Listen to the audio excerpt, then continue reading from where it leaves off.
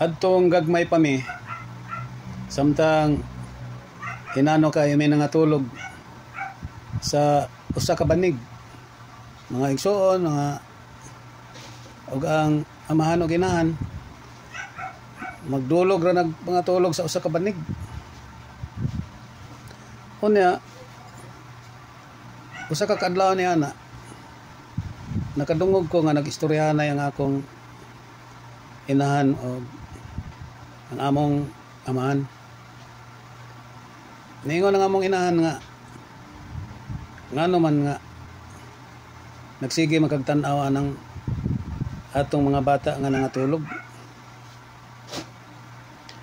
Iyang gipangutana ang among amahan. Itubag sad ang among amahan nga nagtan-aw lang ko nilabing kay suod kayo silang nang ligdas diha sa atong banig. Hinano kayo silang nakatulog. Ako lang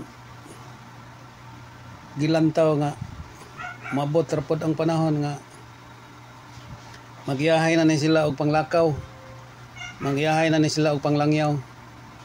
Unya wa nay mahabilin nato.